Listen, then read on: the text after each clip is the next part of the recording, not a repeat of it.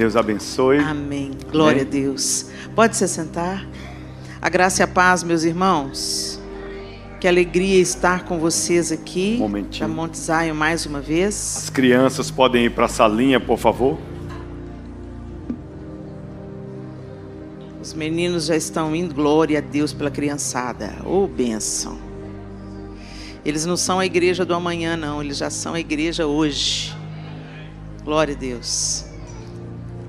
Eu e o João estamos muito gratos de estarmos aqui mais uma vez. A gente estava no retiro de casais ontem com um grupo precioso. Foi um tempo maravilhoso que nós passamos ali. E hoje a gente tem o prazer, a alegria de poder estar juntos em família. E eu queria compartilhar com vocês a bendita palavra de Deus para esses dias que a gente está vivendo e os dias que estão diante de nós. Amém? Nós estamos vivendo um tempo desafiador, não é verdade?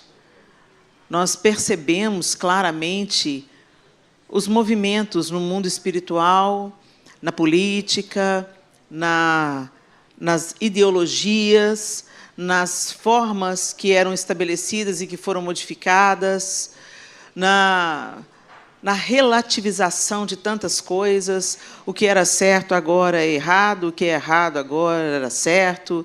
Mas não tem nada de novo debaixo do céu, gente. Tudo já estava previsto, a bendita palavra de Deus já nos alerta. E desde que Jesus foi assunto ao céu, nós estamos vivendo os últimos dias. Desde aquele momento que Jesus subiu aos céus, nós estamos vivendo os últimos dias. E eu queria trazer uma palavra para vocês nessa manhã acerca disso. Abra sua Bíblia comigo em Mateus, capítulo 5. E nós vamos ler. Hoje nós vamos ter uma leitura bíblica extensa. Eu vou usar a Nova Versão Internacional, a NVI. Eu gostaria que você ficasse atento aos textos que a gente vai ler, porque é tudo sobre a palavra de Deus. Amém? Mateus 5, nos versos 11 e 12, a palavra de Deus diz assim: bem-aventurados serão vocês, quando por minha causa os insultarem, os perseguirem e levantarem todo tipo de calúnia contra vocês. Alegrem-se e regozijem-se, porque grande é a sua recompensa nos céus, pois da mesma forma perseguiram os profetas que viveram antes de vocês. É tão interessante que, quando a gente vê esse texto, Jesus está falando quando, não está falando se. Bem-aventurados são vocês quando, ou seja, vai acontecer. Mais dia, menos dia, vai acontecer. Com cada um de nós, no devido contexto, da devida maneira, mas vai acontecer. Se você está anunciando a verdade, se você crê nas Escrituras Sagradas, se você tem buscado seguir a Cristo no seu dia a dia, e não apenas ser um frequentador de igreja, está na sua jornada ser caluniado, insultado e perseguido por causa do nome de Jesus. Mas uma coisa interessante que eu queria trazer para vocês hoje é que não vai ser, obviamente, nem sempre vai ser de uma maneira óbvia porque você está anunciando Jesus. Quando a gente vai percebendo, e a gente vai ver isso claramente nos textos que vamos seguir lendo, às vezes tem um ódio, uma antipatia, um ranço pela nossa vida, porque somos cristãos, porque carregamos uma marca, porque cremos em determinadas coisas, e às vezes você não fez nada contra ninguém, mas você vai ser odiado, simplesmente por acreditar naquilo que você acredita. E aí, eles vão colocar outros rótulos em você. Eles não vão falar, alguns vão ser declarados, eles vão falar assim: eu te odeio porque você é cristão, que os cristãos morram.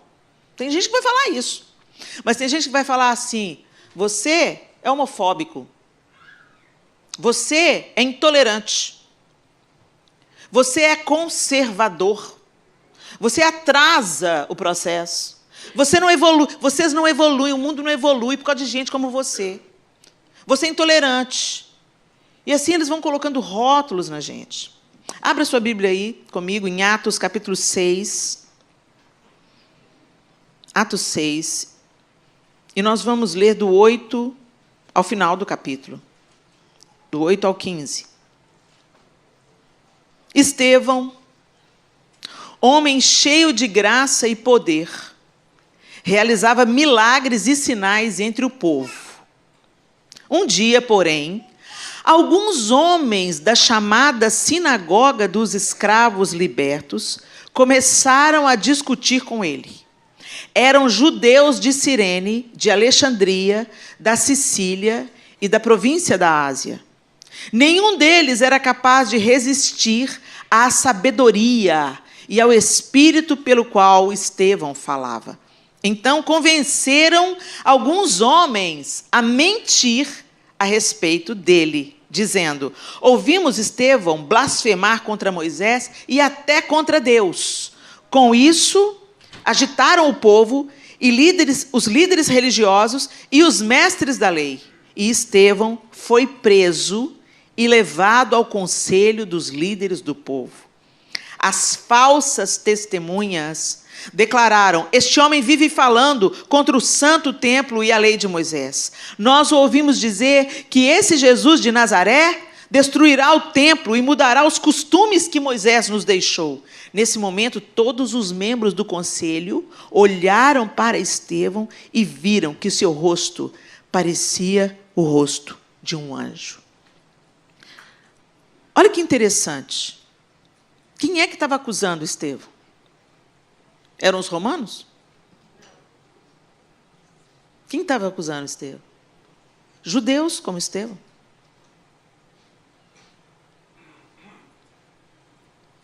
E como eles não conseguiam argumentar com ele, quando ele mostrava que estava com a razão, quando ele era cheio do Espírito Santo, e o texto está falando para a gente que ele era cheio de graça, poder e realizava milagres e sinais.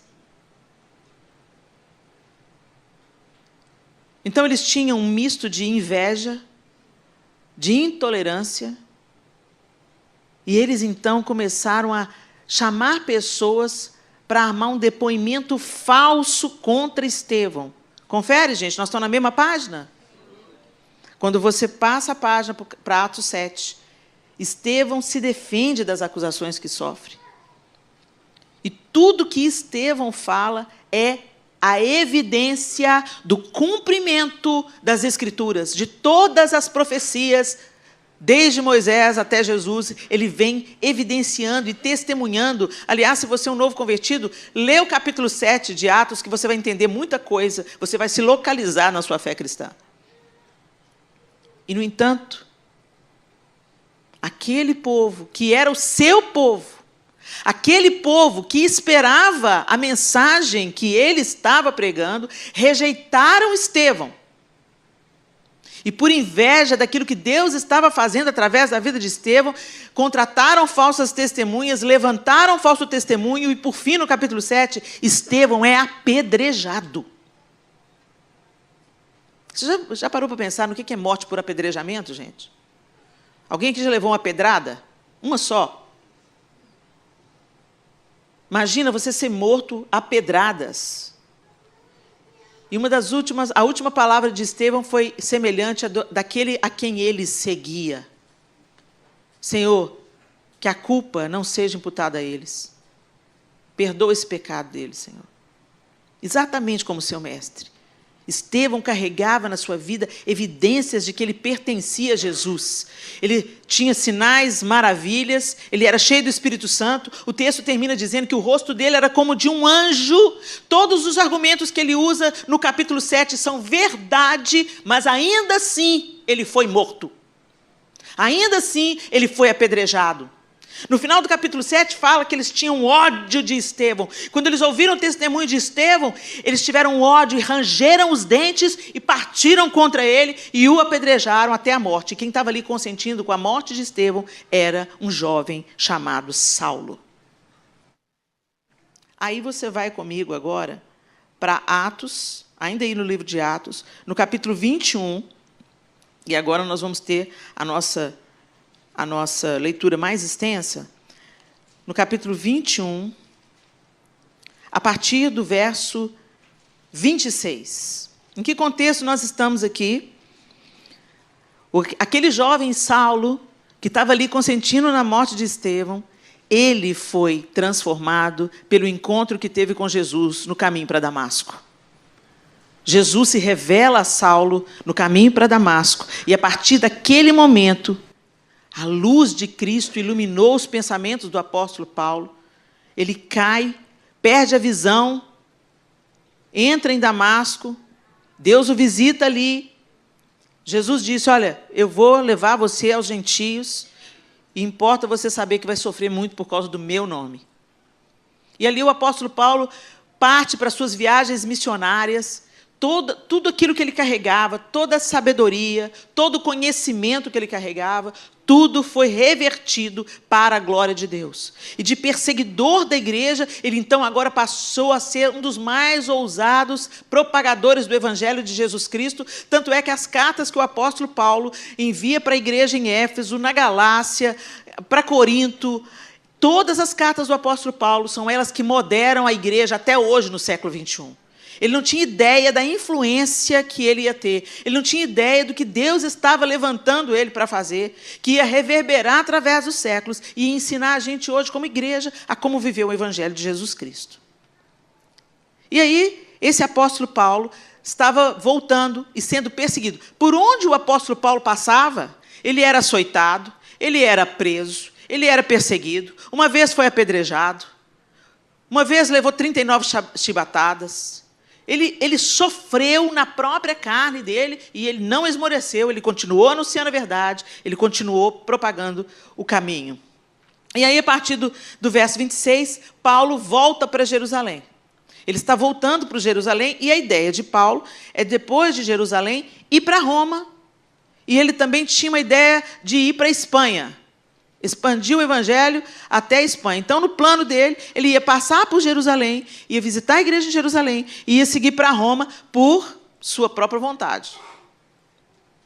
E aqui, a partir do verso 26 do capítulo 21, a palavra de Deus narra o seguinte. No dia seguinte, Paulo se purificou junto com aqueles homens e entrou no templo. Quando ele chegou em Jerusalém, já havia uma indisposição contra ele. Ele falou assim, olha, Paulo, o pessoal está dizendo aí que você largou o judaísmo, que você agora está ensinando um caminho diferente e que a coisa está feia para o seu lado. Então faz o seguinte, vai lá no templo, se purifica para eles entenderem que você continua sendo judeu, que você continua tendo os seus preceitos, só que agora você foi iluminado naquilo que o Senhor te revelou. Então, eles estão dizendo mentiras contra você. Eles estão dizendo que você está ensinando contra o judaísmo. E não é isso que você está fazendo. E aí, Paulo foi para cumprir esses rituais de acordo com os conselhos da igreja em Jerusalém. Então, nesse dia, Paulo se purificou junto com aqueles homens e entrou no templo. Declarou quando terminariam os dias da purificação e quando seria oferecido o sacrifício em favor deles. Estando 7 dias quase no fim, alguns judeus da província da Ásia viram Paulo no templo e incitaram a multidão contra ele. Agarraram-no, gritando, homens de Israel, ajudem-nos. Este é o homem que fala contra o nosso povo em toda parte e ensina todos a desobedecerem às leis judaicas. Não era isso que Paulo estava fazendo. Não era isso que Paulo estava fazendo. Ele estava ensinando para as pessoas que Jesus tinha cumprido toda a lei e que agora havia uma nova aliança de reconciliação entre o homem e Deus. Que a lei, por mais que a gente tente obedecer, nós não conseguimos. Por mais excelentes que a gente seja na obediência dos mandamentos, um dia nós falhamos, um dia nós pensamos mal, um dia nós desejamos mal ao nosso próximo. A lei não é suficiente para nos salvar, mas o sacrifício do justo era reconciliação com Deus. Era isso que Paulo estava ensinando. Mas eles distorceram o ensino de Paulo. Fala contra o templo.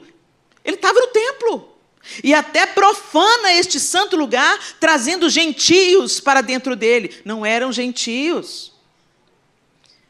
Antes tinham visto Paulo na cidade com Trófimo, um gentio de Éfeso, e concluíram que Paulo havia levado para dentro do templo, o que não era verdade. Toda a cidade se agitou com essas acusações e houve grande tumulto. A multidão agarrou Paulo e o arrastou para fora do templo e imediatamente foram fechadas as portas. Quando procuravam matar Paulo, quando procuravam fazer o quê, gente? Matar Paulo. Olha o santo, tudo querendo matar Paulo. Todo mundo santão, querendo matar Paulo, querendo virar assassino.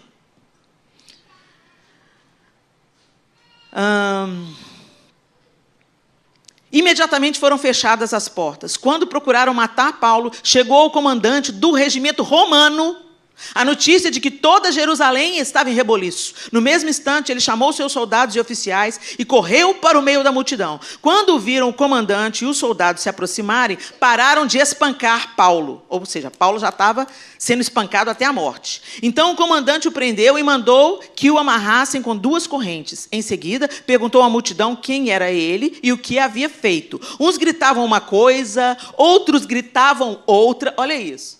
O povo estava batendo, não estava nem sabendo por quê. Já está caído, chega junto e pá! Já viu isso? Você nem está sabendo o motivo. Você chegou no meio da parada, já está. Aí você ouviu alguma coisa e você foi lá e caiu dentro. Segura aí.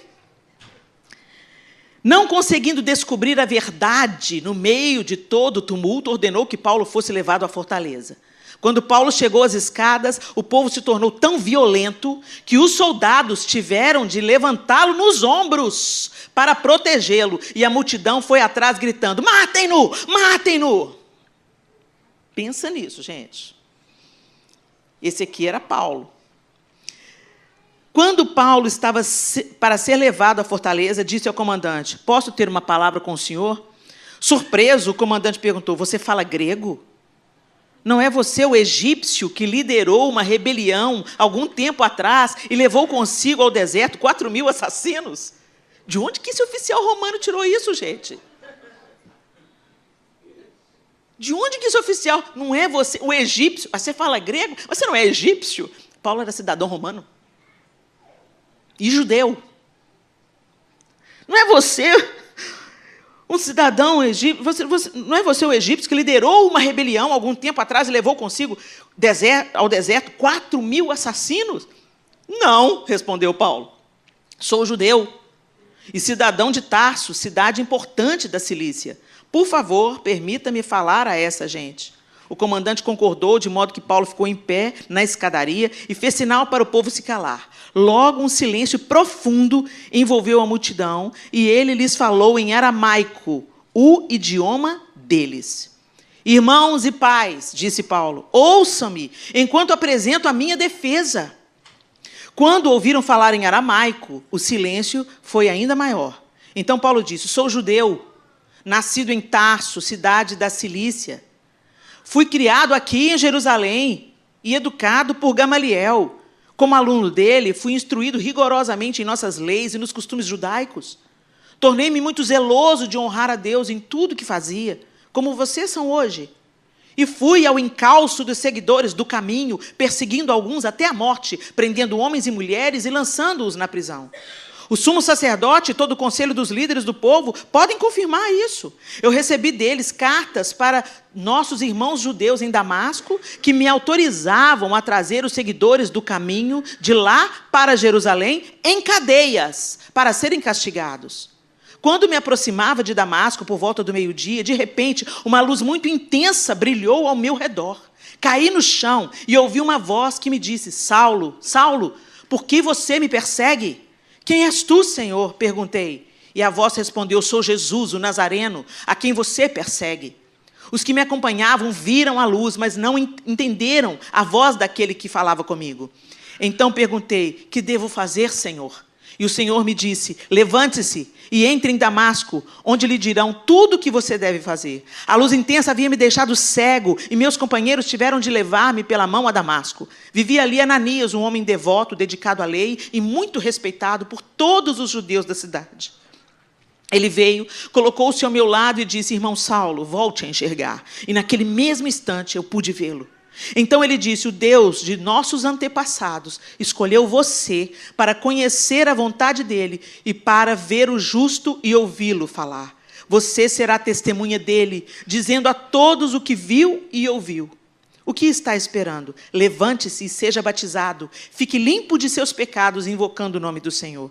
Depois que voltei a Jerusalém, estava orando no templo e tive uma visão, na qual o Senhor me dizia: depressa, saia de Jerusalém, pois o povo daqui não aceitará seu testemunho a meu respeito. E eu respondi: Senhor, sem dúvida, eles sabem que em cada sinagoga eu prendia e açoitava aqueles que criam em ti. E quando Estevão, tua testemunha, foi morto, eu estava inteiramente de acordo. Fiquei ali e guardei os mantos que eles tiraram quando foram apedrejá-lo. Mas o Senhor me disse: vá, pois eu o enviarei para longe, para os gentios. A multidão ouviu Paulo até ele dizer essa palavra. Então começaram a gritar: fora com esse sujeito! Ele não merece viver! Gritavam, arrancavam seus mantos e jogavam poeira para o alto. O comandante trouxe Paulo para dentro e ordenou que ele fosse açoitado e interrogado, a fim de descobrir por que a multidão tinha ficado tão furiosa. Quando amarravam Paulo para açoitá-lo, ele disse ao oficial que estava ali: a lei permite açoitar um cidadão romano sem que ele tenha sido julgado? Ao ouvir isso, o oficial foi ao comandante e perguntou: o que o senhor está fazendo? Este homem é cidadão romano. O comandante perguntou a Paulo: diga-me, você é cidadão romano? Ele respondeu: sim, eu sou. Eu também, disse o comandante, e paguei caro por minha cidadania. Paulo respondeu: mas eu sou cidadão de nascimento. Quando os soldados que estavam prestes a interrogar Paulo ouviram que ele era cidadão romano, retiraram-se de imediato. Até mesmo o comandante ficou com medo ao saber que Paulo era cidadão romano, pois tinha mandado amarrá-lo. Vamos até aí. E eu encorajo que depois você leia o livro de Atos. Gente, ficou claro para a gente aqui que Paulo estava sendo acusado injustamente. Confere ou não? Ele já tinha sido espancado pelo pessoal no templo, pela sua própria gente no templo, e ele estava prestes a ser açoitado pelo Império Romano. Quando ele viu que ele ia apanhar, e ele já tinha apanhado outras vezes, ele falou assim: ué, mas é permitido açoitar um cidadão romano sem julgamento? Aí o pessoal recuou. E dali por diante, Paulo é aprisionado. Ele é aprisionado, dali tem uma trama de morte contra ele, para planejando assassiná-lo. Todos religiosos. Todos religiosos. Não era o povão que estava fazendo isso, não era o povo judeu que estava fazendo isso. O que estava fazendo isso era a elite religiosa. Não era o Império Romano que estava fazendo isso, não foram eles que deliberaram prender Paulo. Era por causa do tumulto que estava acontecendo, por causa dos religiosos. E dali ele foi mandado para Cesareia, dali de Cesareia ele apelou para César, e aí ele foi mandado para Roma, onde morreu. Mas antes de morrer, ele foi testemunhando e pregando o evangelho até o fim, até o fim, até o fim. O que eu estou querendo dizer com isso tudo? Helena, tá bom. O que você está querendo dizer com isso tudo? De que mesa nós estamos nos assentando? Do que nós estamos participando como cristãos nesse dia, onde a internet se alimenta de outros cristãos? De que as pessoas estão sendo acusadas? Hoje nós temos sites que são construídos para propagar fofoca. Eles dizem que são notícias do mundo gospel. Não são notícias do mundo gospel. Eu conheço canais sérios que dão notícias. Quais são as notícias para o mundo gospel? Onde a palavra de Deus tem crescido, onde está precisando de mais missionário, a obra missionária de uma que está sendo desenvolvida e que precisa de ajuda financeira. Essas são as notícias do mundo gospel. Quantas pessoas estão sendo alcançadas, quais são as estatísticas, o que a gente pode fazer, motivos de oração para a igreja perseguida no Oriente Médio. Site de notícias dá notícias, mas tem gente que está chamando de notícia fofoca. E tem muita gente cristã, que diz que é cristã, frequenta a igreja, mas que se assenta à roda dos escarnecedores. Quando você senta na sua casa para almoçar, você está falando do pastor, você está falando do líder da igreja ou da outra igreja. Você está falando daquilo que você não sabe. E quando parte do corpo está doente, todo o corpo está doente. Se o meu irmão caiu, isso me afeta diretamente. Se o meu irmão não resistiu à tentação, isso dói em mim. Deveria doer. E não me fazer sentir superior a ele. Sabe por quê? Porque a gente é tudo do mesmo material. Hoje o irmão caiu e que Deus me livre de cair amanhã. E a gente vê, o que me deixa mais chocado, o que me deixa espantada, não é ter gente que se diz cristã e faz esse tipo de coisa, não. É ter plateia. É ter engajamento na fofoca, na maledicência, na exposição do pecado, da nudez ou do pseudo-pecado do outro. Agora, quando não tem notícia, quando não tem escândalo, eles fabricam um escândalo. Recentemente envolveram o meu nome em um e vão envolver em muito mais. O meu problema não é esse. Não estou nem aí para a minha reputação. Que o nome do Senhor seja glorificado. Que o nome do Senhor seja glorificado. Agora, o que me espanta é que tem gente que não atentou que nós estamos vivendo os últimos dias e que a maior artimanha do inferno é julgar a gente um contra o outro, porque o reino dividido não subsiste. Agora, não se engane, a noiva de Cristo não está se metendo em fofoca. Não se engane, os santos de Deus estão se santificando. Estão se levantando das mesas da maledicência, da fofoca, do litígio, da desonra, inclusive porque entendem o que o apóstolo diz quando ele diz: quem pensa estar de pé, cuide para que não caia. Hoje é o nome do irmão que está dançando aqui na boca de todo mundo. Amanhã pode ser o meu, amanhã pode ser o do meu filho. Mas quando o nome não tem nada a ver com a gente se junta. Você nem sabe por que está batendo, mas faz igual esse pessoal, chega e bate. Mas por que você está batendo? Ninguém sabe direito por que está batendo. Ninguém sabe direito por que está falando mal. Tem uma doutrina dentro do cristianismo, eu não vou levantar aqui essa conversa, mas tem uma doutrina dentro do cristianismo, a gente mesmo que é cristão, a gente tem mania, né? Chama aquele que daquela doutrina mais rígida ou mais centrada nas escrituras e crê menos nos dons. Eles não são irmãos, são primos. Não são irmãos, são primos? Você é igual ao seu irmão? Você tem as mesmas opiniões que seus irmãos de sangue? Vocês pensam tudo igualzinho? Você tem os mesmos hábitos? Você tem o mesmo porte físico do que o seu irmão de sangue? Gente, às vezes as maiores diferenças estão dentro da nossa própria casa. Então, quem somos nós? Quem vai dizer quem é filho e quem não é o teste de DNA do dia final. Quando Deus fala: você entra, você não te conheço. Quem vai separar ovelha de bode? Quem vai separar joio de trigo? É o Senhor, porque nós não conhecemos a história toda, nós não conhecemos o coração das pessoas. Mas a gente se acha juiz, e a gente começa a falar assim: isso aí é irmão, não é primo. Isso aqui, é uma doutrina que fala de Jesus, crê que Jesus ressuscitou, crê que que Jesus veio para fazer reconciliação com Deus Pai, que só Ele é o caminho, a verdade e a vida, que Ele ressuscitou, que Ele nasceu da Virgem, que Ele ressuscitou e que Ele voltará. Mas tem um tanto de cristão que fala que não é doutrina cristã, que como é que chama? Uma seita. Aí eu, curiosa com isso, eu comecei a perguntar: mas escuta, por que você fala que essa doutrina entre os cristãos evangélicos é seita? Não é seita? É seita. Porque eles dão mais ênfase ao ensino de uma mulher do que ao ensino da Bíblia. E eu, convivendo, tendo algumas experiências com esse pessoal, eu não vi isso. Aí eu fui em mais outro. Não é seita. Mas por que é seita? Eu não sei, mas é seita.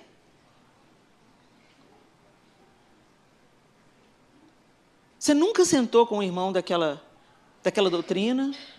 Você nunca teve uma experiência com ele? Agora está na moda a palavra herege. Heresia. Isso é heresia. Não, às vezes é um ponto de vista diferente. Você tem uma visão, eu tenho uma outra visão, eu tenho uma consciência, uma vivência, e eu entendo isso das Escrituras Sagradas. Não, isso é heresia. E isso aí, do outro lado, é arrogância. Agora a gente chama tudo que a gente discorda de heresia. Tem heresia mesmo, gente. Como que a gente identifica uma heresia? Algo que é contra a palavra de Deus. Do tipo: Jesus não é Senhor. Jesus é um profeta. Você não basta a graça. Você vai ter que fazer alguma coisa para ser salvo. Você tem que fazer alguma coisa, uma caridade, abençoar alguém, porque senão você não vai ser salvo. A salvação não é suficiente. Ou então falar, o que Jesus fez não foi suficiente. Deus está contando com outros homens e vai levantar outros homens para completar a obra que Jesus, enquanto Jesus disse, está consumado. Isso é heresia. O que vai contra o que a Escritura ensina. Ah, mas eu creio, eu sou cristã e eu sou continuista. O que é isso? Eu acredito que os dons do Espírito foram derramados lá no Pentecoste e que eles continuam hoje. Não, eu não sou um cristão continuista. Eu acredito que o Espírito Santo foi derramado ali no Pentecoste e hoje ele atua só no convencimento, no consolo, mas que os dons cessaram. Isso não nos torna primos. Isso nos torna cristãos que creem no dom do Espírito e cristãos que creem que eles já cessaram. Pontos de vista diferentes. Mas o que está acontecendo, gente? Nós estamos criando uma verdade particular, ao invés de nos curvarmos e nos submetermos à verdade de Deus para nós. Nós estamos vivendo, embora em igrejas, conforme os preceitos deste mundo. Porque lá fora você vê o quê? Revista de fofoca. Que mostra a vida da celebridade, não é assim? Mostra a vida da celebridade, as fotos da celebridade, quando acontece algum BO no meio das celebridades. Aí tem aqueles programas que são a tarde inteira fazendo comentários sobre a vida do fulano, gente, sem o que fazer. Que ganha a vida pegando o nome do outro e passando na lama. Ok. O mundo jaz no maligno. Ver isso no mundo é uma coisa esperada para aqueles que não tiveram a iluminação de Cristo. Mas ver gente falando que é cristão, difamando o outro irmão, expondo a nudez do irmão, levantando o problema do irmão e falando ainda, cara de pau sem caráter, falando, eu vou te contar, você está sabendo o que aconteceu com fulano? Não? Misericórdia, sangue de Jesus tem poder. Ainda põe Jesus nessa boca porca. E ainda tem a castimônia de falar assim, eu vou contar para você orar. Ô, gente, nós temos que ter coragem de encerrar as conversas fiadas. Porque eu quero dizer para vocês uma coisa, as fileiras dos exércitos estão tomando as suas posições. Quem é de Deus e quem é do maligno. A fileira está, as coisas estão se definindo, a batalha está se definindo claramente. E não se engane, tem um tanto de crente evangélico nas fileiras do inferno. Cooperando com o projeto de Satanás. Igual esses aqui na vida de Paulo e na vida de Estevão. Gente do mesmo sangue, gente da mesma raiz, esperando o mesmo Messias e lançando o outro à morte. Matando, açoitando, chutando. Não faça parte disso, meu irmão. Coopere com Deus, com o Espírito Santo. Seja um propagador de verdades. Verdades bíblicas, não a sua opinião. A minha opinião não interessa. O que interessa é a palavra de Deus. A minha opinião hoje, eu tenho uma opinião, amanhã eu posso ter outra opinião. Mas aquilo que eu formo pela palavra de Deus, isso é inabalável.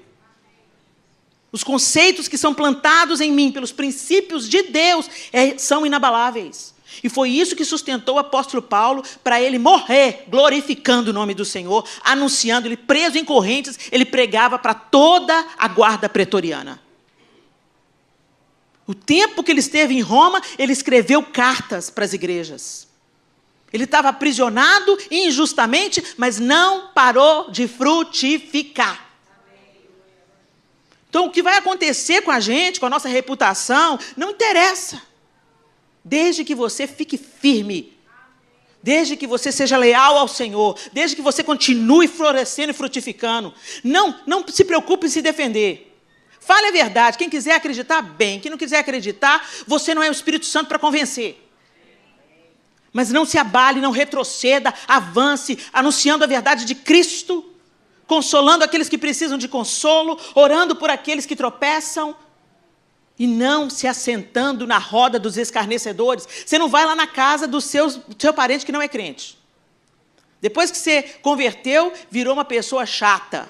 E aí você fala assim, misericórdia, sangue de Jesus tem poder. Não vou sentar na mesa dos escarnecedores, não. Vou lá na festa da minha família, todo mundo na cervejada, todo mundo naquelas músicas imundas, não vou me contaminar. Você é mais santo que Jesus, né? Que ele ia na casa dos fariseus, sentava com a galera na mesa, mas você é mais santo do que Jesus. Em compensação, senta na mesa dos crentes, que desce a lenha em todo mundo. Cuidado. Às vezes a gente não se percebe do pecado, porque a gente está com os nossos pares.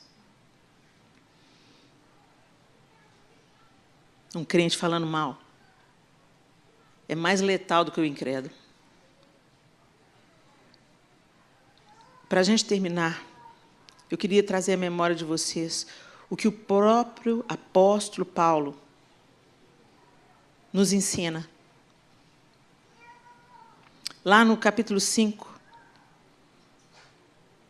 ele fala com a gente, logo no início do capítulo, portanto, como filhos amados de Deus, imitem-no em tudo que fizerem. Imitem-no em tudo. Vocês imaginam Jesus sentado à roda de uma mesa, fofocando? Consentindo com a conversa fiada? Propagando a má notícia? Vivam em amor. Amor não é gostar, não, gente. Amor não é gostar. Amor é tratar o outro do jeito que você gosta de ser tratado. Amor é não fazer com o outro o que você não quer que façam com você. Amor é tratar o outro com dignidade, com respeito, com honra. Não expor a dificuldade dele.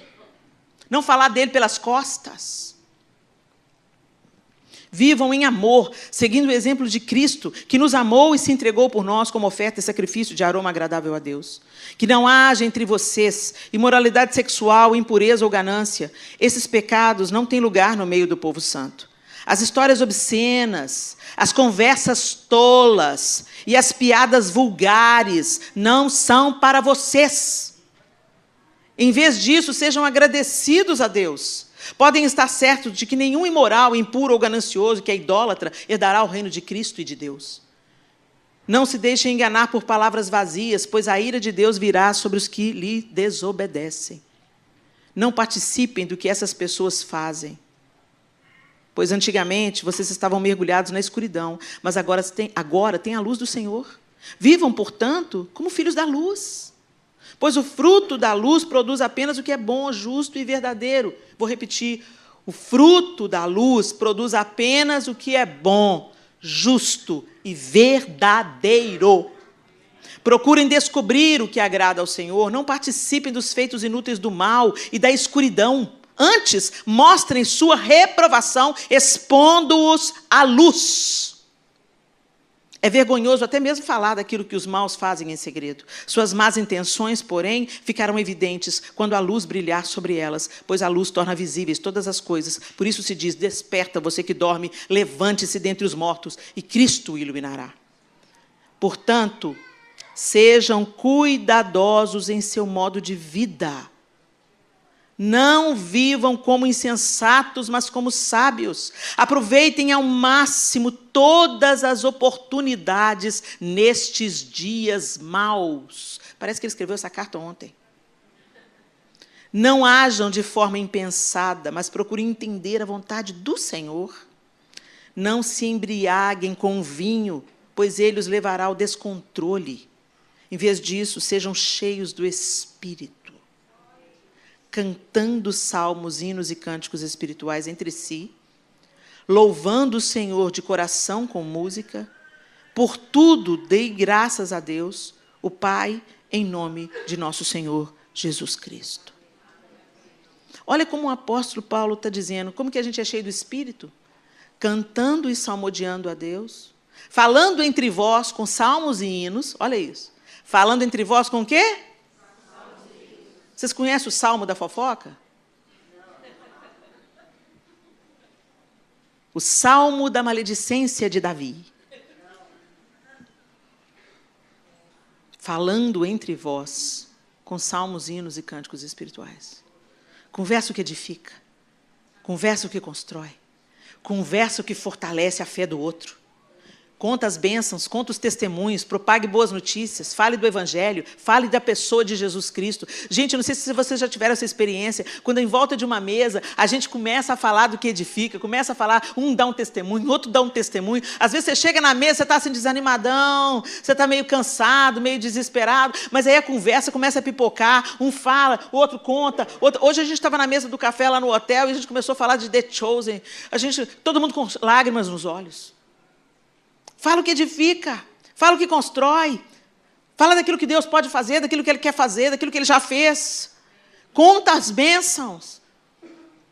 Isso enche a gente de esperança, de fé, de vigor. Em contrapartida, às vezes você chega na igreja, você está bem, você teve uma semana boa, você vem cheio de graça, cheio de gratidão no seu coração para o culto, aí ali na entrada, uma irmãzinha te pega. Não precisa de muito tempo. Ela gasta 3 minutos para desconfigurar alguém diante dos seus olhos. Saqueia a sua bênção. Você já entra sangrando. Sério que fulano fez isso? Sério que fulano falou isso de mim? Uma vez eu estava numa mesa. Pessoas que estavam ao redor da mesa estavam me recepcionando. Num outro país. Gente séria, gente querida. E muitos jovens. E a gente ali, no meio da comida, começaram a falar mal de um ministro de música, um cantor, que tinha passado por ali, pela região, um mês antes de eu chegar. E eles começaram a desfigurar aquela pessoa diante de mim. Nossa, fulano veio aqui no mês passado, deixou um péssimo testemunho. Ele fez isso. Gente, ele fez isso? Fez, pastora. Então vamos orar. Eles olharam para mim assustados assim. Deus, nós como teu povo reunido aqui, nós queremos agora levantar o nosso irmão diante do Senhor. E, gente, Deus colocou em mim um peso de intercessão e um pranto. E eu comecei a chorar por ele. Eu comecei, Senhor, podia ser eu. O diabo podia ter me enganado, me cegado. Senhor, qualquer um de nós aqui podia ter caído no mesmo buraco. Tem misericórdia dele. Levanta o nosso irmão. Senhor, se tudo isso que foi dito aqui foi o que realmente aconteceu, Pai, nós levantamos e ele te pedimos, tem misericórdia do teu filho, nosso irmão. Limpa a vida dele, Senhor. Inquieta o coração dele para que ele possa consertar o que ele quebrou em nome de Jesus, para que ele possa se arrepender e para que haja restauração e para que o seu nome seja glorificado. E eu falei isso, gente, em pranto, porque veio uma dor no meu coração. Não porque eu sou boa, não. É porque o Espírito Santo faz isso com a gente. Quando acabou aquela oração, a conversa fiada cessou. Todos foram alimentados. E eu voltei nessa igreja depois de mais 2 vezes. Nunca mais se falou mal de ninguém quando estamos à mesa. A gente tem que ter coragem para erguer a voz, para defender as costas de alguém. Mesmo que essa pessoa esteja errada. Oremos para que o Senhor convença da justiça, do pecado, do juízo, para que o Espírito Santo conserte, para que o Espírito Santo revigore, ou para que o Senhor faça o que bem lhe aprouver, que Ele pode, eu não. Que Deus tenha misericórdia. Quando você escuta de um pecado de um irmão, isso tem que fazer você tremer. Meu Deus, podia ser comigo. Meu Deus, se eu cair, eu tenho o poder de fazer muitos tropeçarem, tem misericórdia da minha vida. Todas as vezes que a gente escuta de um caso de infidelidade, eu olho para o João e falo, meu bem, que Deus tenha misericórdia de nós, você vigia na vida. E ele fala, você também vigia na vida. É isso. A gente tem a noção de que a gente é tudo igual, gente. E nós não nos tornarmos como aqueles que matam os profetas. O ser humano erra. A gente tentando acertar, a gente dá gafe. Mas quais são os frutos? Quando você dá banho num bebê, que ele está sujo, você pega uma criancinha de 2 anos, você dá banho nela. Ela está cheia de lama. Você dá banho na criança, a água fica imunda. Você joga a criança fora junto com a água suja? Não. Ela foi limpa. E aquilo que Jesus purificou está purificado. Esse é o poder da cruz, esse é o poder da redenção. A gente pisa na bola, mas o Senhor é suficiente para limpar.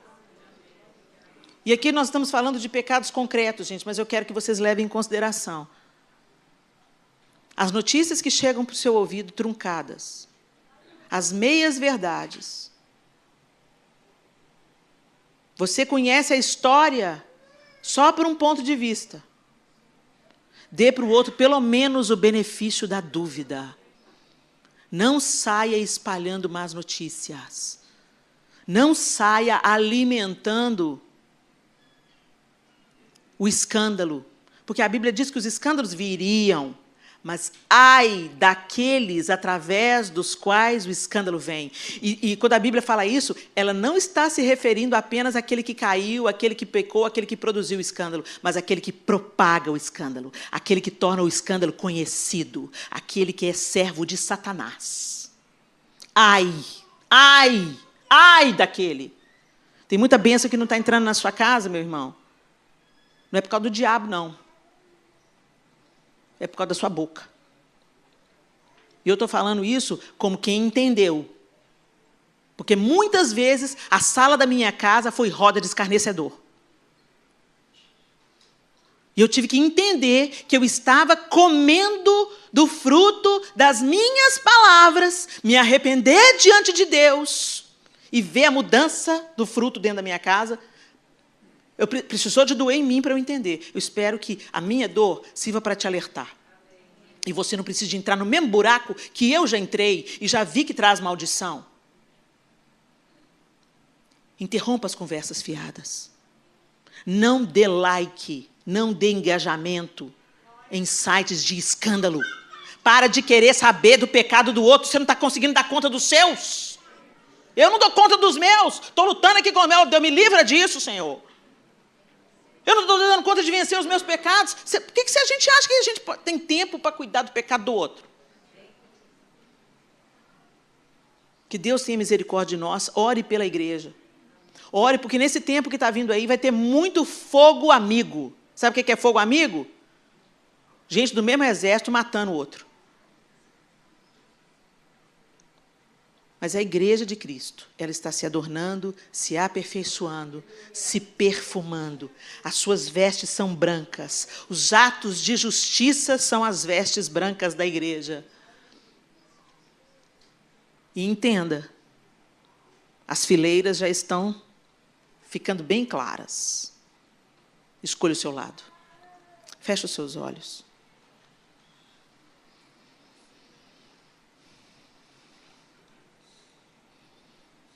Jesus foi acusado injustamente. Era o propósito de Deus a morte dele. Estevão foi acusado injustamente. Cumpriu a sua missão. Paulo foi acusado injustamente.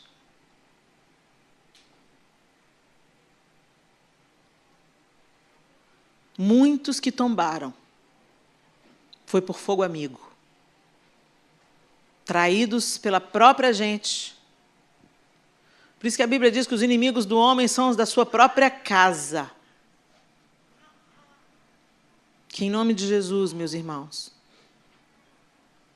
a gente defenda as costas uns dos outros. Ore uns pelos outros. Não sejamos propagadores de quedas, de escândalos, de fracassos.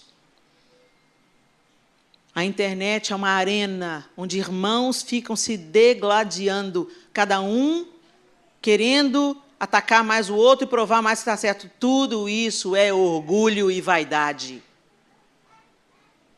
Com isso, o nome de Deus não é glorificado.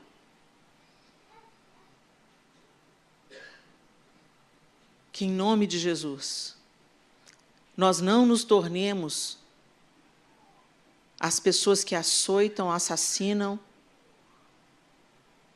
espancam reputações. Porque hoje a gente não faz isso com o corpo da pessoa, senão a gente é preso. Mas a gente faz com a reputação da pessoa, com a vida da pessoa. A gente mata uma pessoa emocionalmente. A gente adoece uma pessoa psicologicamente. Porque não se tem cuidado de falar o que se fala.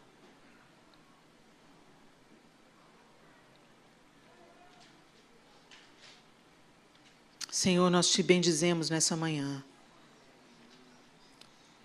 Nós agradecemos ao Senhor por essa palavra tão dura, mas tão verdadeira.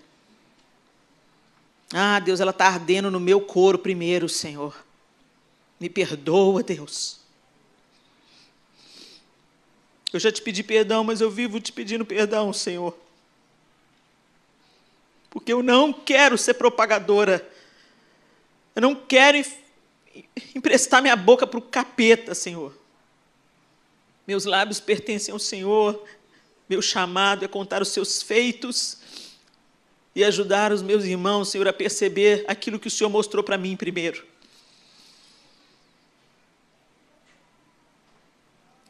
Nos perdoa, Senhor, por falarmos que somos teus seguidores, mas colocarmos diante dos nossos olhos e dentro dos nossos ouvidos todo tipo de impiedade, difamação, calúnia e palavras invejosas. Nos perdoe como igreja, Senhor, que matamos uns aos outros, nos julgando superiores enquanto não somos. Nós não somos superiores, Senhor. Cada um de nós tem a sua área de vulnerabilidade e dependência absoluta da sua graça. Nos perdoe, Senhor, pela indolência, pela preguiça, pela maledicência. Nos perdoe, Senhor, por dar palco àqueles que mancham a tua igreja com notícias e escândalos. Que sejamos propagadores de boas notícias. O Evangelho são boas notícias. O Senhor nos chamou para pregar o Evangelho, boas notícias. Nos ajuda, Senhor. Nos ajuda a perceber, nos ajuda a trabalhar, nos ajuda a servir, nos ajuda, Senhor, a sermos cooperadores da obra que o Senhor está fazendo na terra. Nós nos arrependemos diante do Senhor como indivíduos. Cada um aqui sabe do que tem que se arrepender. A nossa casa será chamada casa de bênção.